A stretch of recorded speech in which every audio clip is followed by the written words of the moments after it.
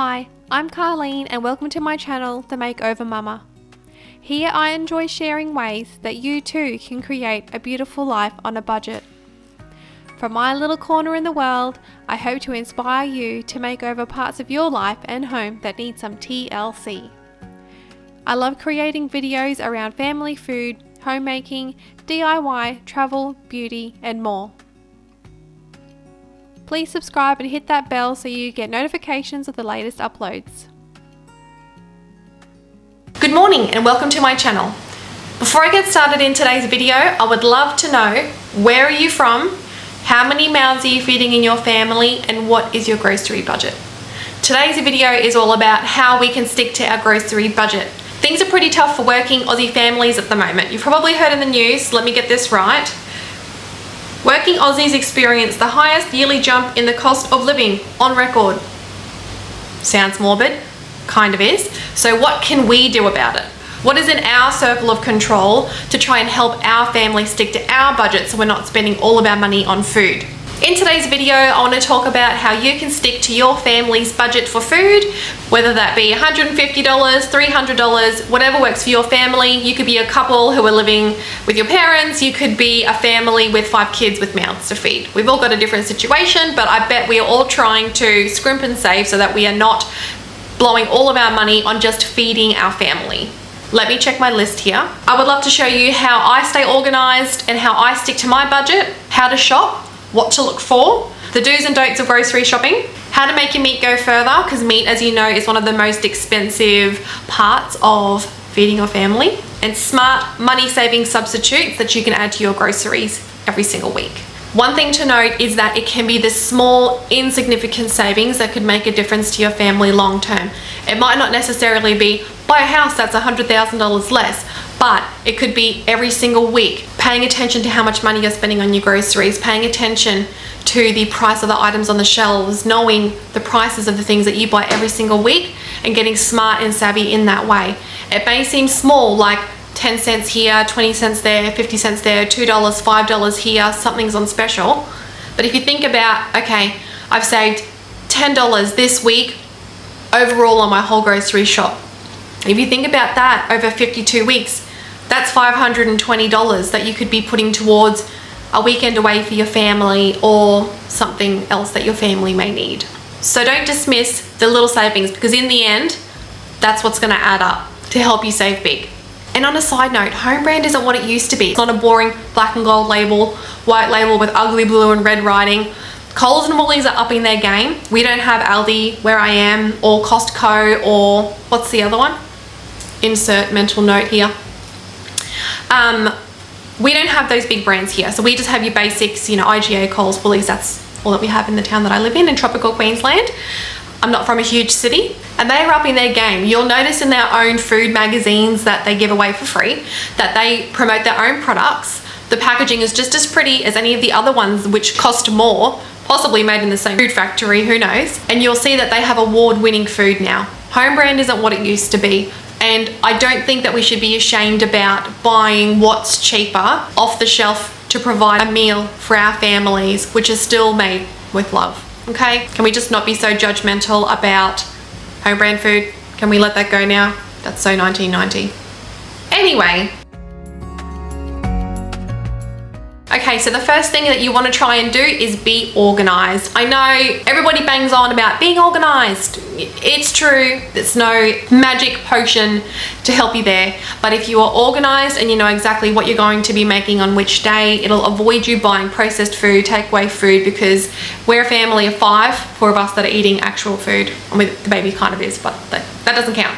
Not this time. $50 to buy something basic from takeaway for the 4 of us. Buying takeaway isn't cheap anymore. If you feel like you are mentally drained when it comes to your grocery shopping, you are bored, you are sick of the food that you are eating, you are over it, you just don't have the energy to come up with something new, it's okay. There's some help out there. So you can try a recipe subscription.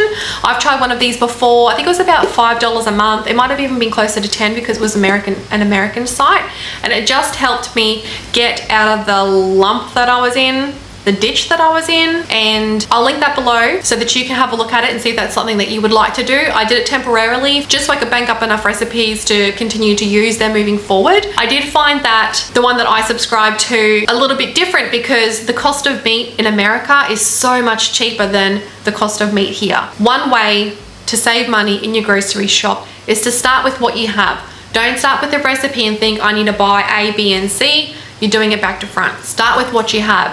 Head over to your pantry, make a list of what's in there, take a mental, if you can't be bothered writing a list, go to your freezer, see what's in there, use up everything that you have first before going to buy all new food. One other thing to note is that where I live, I feel like the fruits and vegetables don't last long. Just because you bought something fresh on Monday doesn't mean it's going to be fresh on Wednesday. I've often had things go bad. Also, the heat doesn't help where I live. So start with what you have and then buy what you need. If you have a list of ingredients that you know that you've got in the fridge, for example, they're about to go bad, or you want to make a meal out of them and you have no idea what to make, this is a website that will help you. This is an Australian website. It's called Foodwise. So this is what the homepage looks like, and I'll link the website below. Good old Costa there with his worm farm. If you want to see a worm farming video, I'll link one below. So here you will find a recipe. In the recipe room, you will find a tool to find recipes, to create a meal planner, and there's some ready-made meal plans there as well. This is a really handy website which teaches you how to avoid food waste. There's some educational tools in there about what's seasonal and local for your area, so you can buy what is in season. If you're really fed up with the grocery prices, they'll teach you how you can grow it yourself.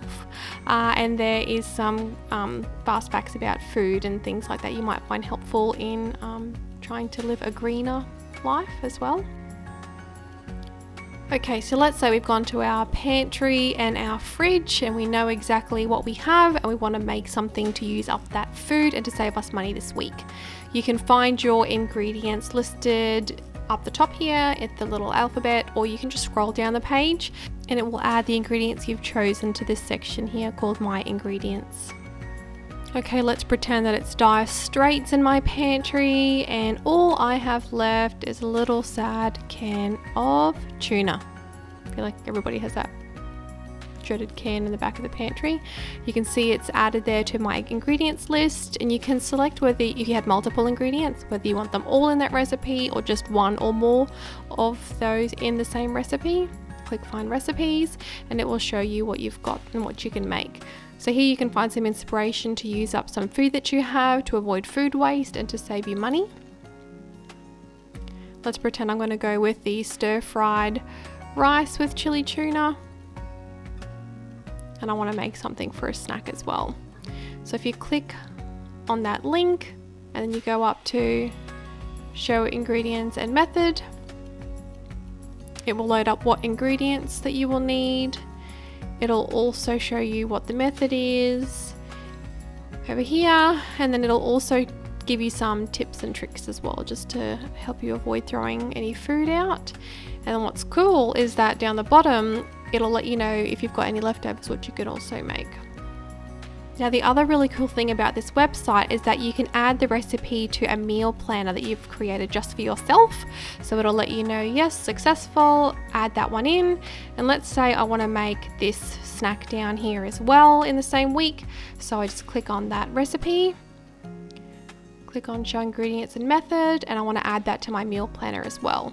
So let's just say I've got 2 meals here. So I'm just going to view my meal planner, and it's going to show you how you can use that. So it's going to display what your selected recipes are, and it's going to combine all of those ingredients into a shopping list, which is super handy.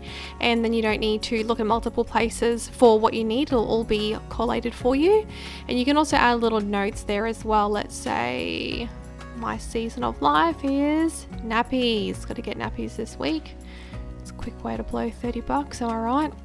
Let's create a shopping list. Yes, we already know we got to check our pantry and our fridge and freezer. Thank you. All right, here it is. And it's really handy that it separates it, because obviously you're not going to find everything in the one section of the grocery store. So you can sort of divvy that up. And then you can either print it off or email that to yourself. So super handy website, recommend using it to save yourself some money this week. If you want a little bit of help structuring your meals for the week because you just are brain dead and you cannot think, what am I going to make tonight? What am I going to schedule to make on this day? Your brain is just fried. Sometimes you just want someone to tell you what to do. Kind of like when you're having your baby at the hospital and you're like, just give me the manual, tell me what to do. But I will tell you what food to make on what day if that'll make it easier for you, okay? So meat-free Monday. Meat-free Monday is something that you can try and introduce to your family and your kids, see if they like it. Taco Tuesday, and then I will take what's left over from the mince, from the meat mixture from Taco Tuesday, and I will make enchiladas, chimichangas, nachos the next day. Even a taco bowl, if I've got none of those things, I can just take one of the broken shells from the tacos on the night before. We don't often eat them all, and then I'll crumble that over the top to make a taco bowl with rice. Chicken thigh Thursday. Chicken thigh with the bone in and the skin on is one of the cheaper cuts of meat that you can do, and you can do that KFC style, Asian style. I'll share some recipes soon on how you can prepare this. You can even do it in the slow cooker and the pressure cooker. They're very easy to cook with, they're very forgiving, and you can just whack anything together pretty much and it'll taste good. Friday is leftovers because by the end of the week everybody's tired, you're probably sick of cooking. Give yourself the night off, bread and scratch, eat leftovers, pull something together easy. So burgers and hot dogs for Saturday, and then Sunday is going to be a slow cooker day. So it's autumn at the moment, so slow cooker is an easy way to pull a nice hearty meal together, but don't discount this even in the summer because then you're not overheating your kitchen with a stove top and an oven going. It's a lot cooler to cook that way as well, so don't discount that. The other thing is to try and go grocery shopping once a week. We have to do a top up midweek because you know, the bread's gone, the fruit's gone, or the bread's gone bad, fruit's gone bad. So try and do one main shop a week and then one small top up a week as well. Because you know every time that you go again, that basket is gonna cost you 30 to 50 bucks. Am I wrong? Okay, tell me, the last time you went to the grocery store to get one thing, how much did you leave with and how much did you spend? How much did it cost you in the end? Think about it. Some tips to save you some money. This one's pretty obvious. I feel like everybody says this. Don't shop hungry. Don't shop hungry. Don't buy ingredients for a recipe that you know that you're gonna make once. Out of ordinary food, maybe some weird herbs and spices, even fresh ones, they can be expensive to add into your repertoire. And if you feel like it's gonna be a bit risky and your family might not like it, you know it's gonna be a waste of money. Which brings me to my next one. The next time you clean out your fridge before you go grocery shopping, look at the food that's been wasted and put a dollar amount on it. Whether that's half a rotten broccoli, half a tub of yogurt, quarter a tub of yogurt, a lump of cheese that went moldy in the back, something in the freezer that you forgot was there and it's been 6 months and you had to throw out a kilo of chicken, whatever it is, put a dollar amount on it so that you are aware of how much money that you are throwing away, because it'll definitely be an incentive not to do it again. Now this might be just something for people that live in my region or in a hot climate like me, is to store food quickly. I've had to throw away packages of pre-packed meat before, 2 days within purchasing it, because it went bad. And now it might be because that processed meat is shipped from, I don't know, 12 hours away. By the time it gets here, it's hot. People are transporting it from the truck to the back fridge, then the back fridge to the shelf, and that shelf in the car ride to my house. I don't know how it happens, but it's happened to me a couple of times. And I've had to throw out like kilo and a half of meat a couple of times. I mean, my excuse is that we did have a baby. I was just tired. I didn't do it straight away, blah, blah, blah. Didn't put it in freezer bags, whatever. But make sure you store your food quickly and properly so it doesn't go bad and you don't waste it, because it makes you feel awful when you have to throw away one of the most expensive things in your grocery list. Don't be afraid to substitute or skip out some things too which are expensive or that you feel are not that necessary. When doing your grocery list, I like to section mine out like this. So I've got bread, eggs, milk always up the top, and I just tick them off. Fresh fruit and vegetables, meat, dairy, pantry, and other. So if your pantry list and your other list is full, you know that your grocery is going to cost you a bomb that week, because processed food is more expensive because someone else had to do all of the hard work. So I've heard this before, and you may have heard it too, to stick to the edges of the grocery store. That's where all the fresh stuff is, all of the cold stuff, things that are going to go bad, because they're things that are real food, wholesome food that you can make a meal out of that's not full of preservatives, packaging, MSG, all of those things which are added in, processed, cost you money. Because one thing is that if it doesn't cost you your time, it'll cost you money. So you're going to save time by buying a half processed meal or half processed meat that's already marinated, for example, ready to go meals, or you can put your time into preparing those things quickly, easily, cheaply, and then save you money. So it's going to cost you time or money, one or the other. It's how the world works. I didn't make the rules. Now, if you are really struggling to stick to your grocery budget, you've tried to be organized, you've written your list down, you can see, your pantry list isn't that big or your other list isn't that big, but every time you go to the checkout, you're over your budget, try shopping online, try doing a click and collect order so that you can keep a really close eye on your budget and how much your groceries are going to cost you until you get into that routine and that habit and you get it down pat, and then you can go in person into the store to save you any embarrassment if you've ever had a situation like that before where you felt a bit unprepared for that final bill when you get to the cash register. One of the positives of a click and collect order is that if the store has run out of what you need and you purchase something within your budget, they will substitute it, a certain amount of items I'm sure, but they will substitute it for something similar at no extra cost to you. So that is one positive thing, because I still feel like the stores around me at least are still having supply issues. Another thing that I like to do to help save me money is to make a wish list. So I have a little nook beside my microwave where I keep a working calendar, my grocery list, and this wish list. So this will be items that I know that I will need in the future, but I will only buy if it's on sale. For example, coffee.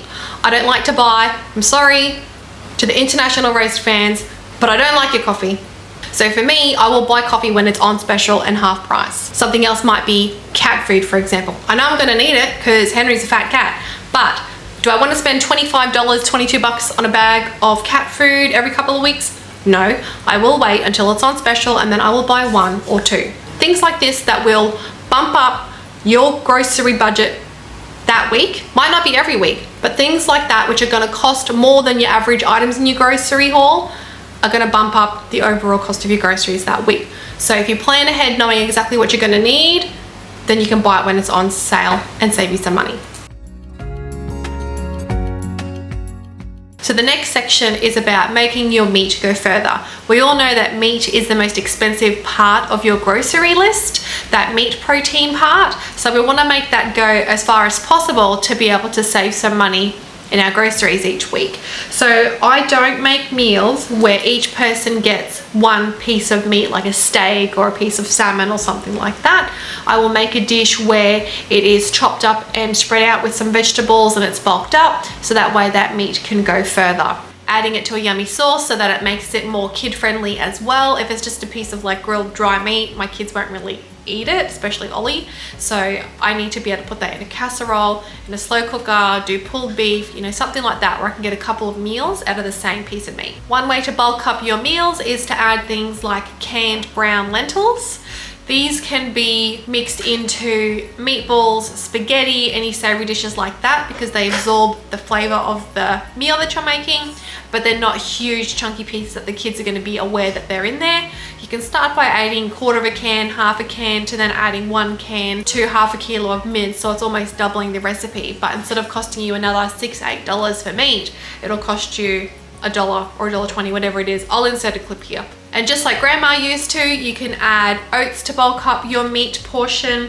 You can add cracker crumbs, and you can also add breadcrumbs as well, or just chopped bread, maybe bread from the day before kind of bread. I know stale bread sounds really appetizing, but yesterday's bread, you know what I mean. One thing that you can do with the oats before adding it in is even adding some milk to them first, so that they're not sort of dry, crunchy bits of oatmeal. They're sort of soft and then absorb into the meat a little bit nicer as well to help with texture.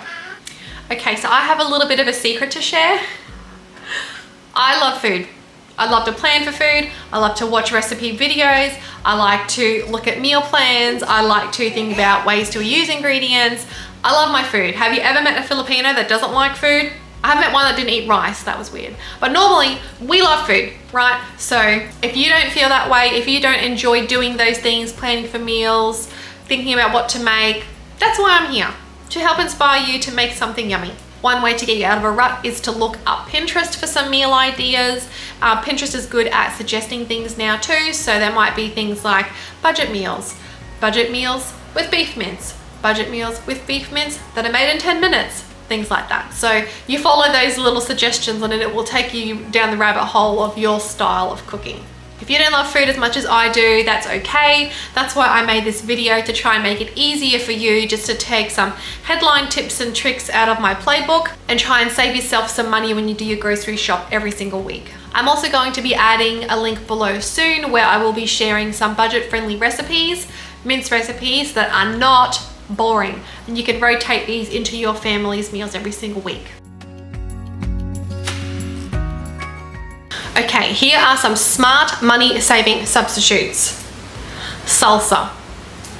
We have Taco Tuesday every single week and then a spin-off meal. So I like to buy salsa, but I don't go to the Asian food aisle, which also has the Mexican food in it. Just group us all together. We don't all look the same. I don't shop here. I shop where the corn chips are. If you look at the ingredients listed on the back, they are very similar. I've bought the expensive salsa before, couldn't taste the difference. I'm not fussy, didn't bother me. So that's a substitute you can do. Yogurt, we make our own using the Easio system. You get a kilo of yogurt every time that you make it. We make one of these a week and that saves us money. If you want to know how to make it, I will add a video up top for that. Cream. The prices of things are going up. These did not used to be $4.50. So head to the pantry aisle, grab a couple of boxes of these or evaporated milk. You can add that to your cooking, your baking, pasta sauces, things like that without costing you a bomb. Taco shells. This is something that I am not afraid to use Coles brand because it tastes better than the more expensive brands. I'm telling you, trust me on it, try it. Frozen vegetables. Now I'm just gonna put this in for the breastfeeding mums like me because I baby wear. If you don't want to gas your baby like tear gas, onion gas, buy frozen chopped onions. It'll save you time. I think it's just on par with how much onions are per kilo at the moment anyway. And for me, it's worth the time saving and the baby crying one less time that day, which he is crying right now. Let me go get him. Baby's awake now, so you'll probably hear him in the background, and Henry's eating over here. Can you hear him? He's a noisy eater. Can you hear mummy talking to you? Some things that I don't buy is cereal because it is quite a processed food and it does tend to have a high level of sugar, so I would rather make my kids pancakes, whether that's German pancakes, normal pancakes, or waffles, something like that. That's a little bit more hearty, will fill them up for a little bit longer but has less preservatives in them. Another thing that I like to make ahead and freeze is make ahead breakfast English muffins. I'll insert a recipe card here. I'm sure you would have seen these Mexican type seasonings on the shelf before at the grocery store. So today we're going to make that ourselves because at $3 a pop, if I make a Mexican recipe twice a week, that's $6 I could be saving. So I'm just going to use an empty little container that I had from an old seasoning. And I'm going to take 1/4 teaspoon of the cayenne pepper. I'm going to omit the chili flakes and the red pepper flakes because otherwise my kids would be sitting at the table like, why is it spicy? That cracks me up every time. Alright, I've got some oregano here, or what do you say, oregano, 1 teaspoon of that. Smoked paprika, you can use other types of paprika. I have this one on hand and I like to use it for other seasonings that I make, so you need 2 teaspoons of that. And this is ground, do you say cumin? Cumin. I don't want to say the third option. This is 2 tablespoons, but I had a bit of trouble with mine going hard like in a little jar, so I had to loosen that up there. You can see I made a bit of a mess. 1 teaspoon of garlic powder.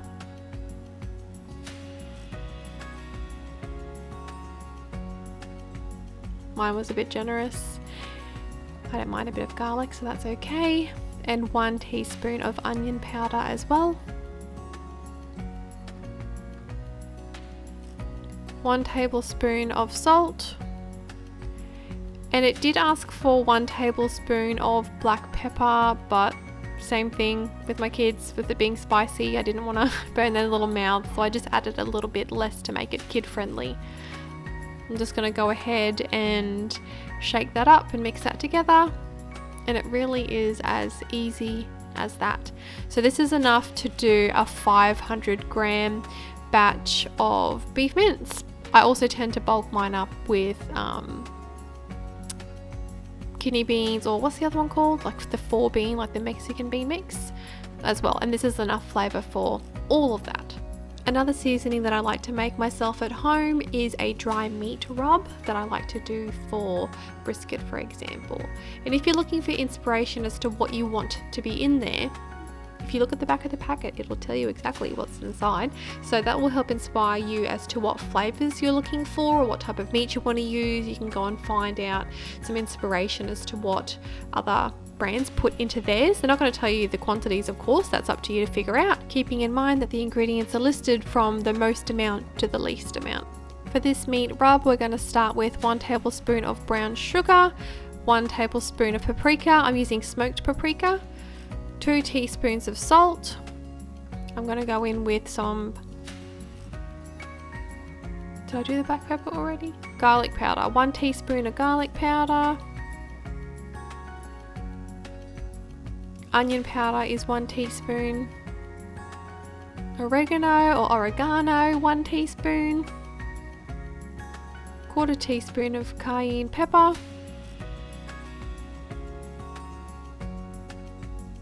Oh, that's right, I think that I'd run out of pepper and I had to get my old school mortar and pestle and grind up some like a pagan because I'd run out and I needed to go grocery shopping. So you do need 1 teaspoon of black pepper. Obviously, going back to what I said before, use what you have and go from there. Once that's all done, I'm just adding that in, and this is what it looks like with my awful nails because I need to go grocery shopping. You probably saw acetone on my list there.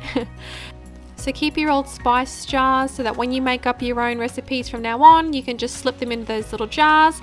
Although now I'm in a predicament because I actually have oregano that I now have no jar to put it in because there's that spice in there. Anyway. Alright, that's it for today, guys. Thank you so much for choosing to spend your time with me in my home. I hope you learnt some tips to help you get through your next week of cooking, grocery shopping and organizing. I hope that you can save yourself some money and put it towards something fun or essential for your family, and I hope to see you again soon in my next video. Thank you. Bye.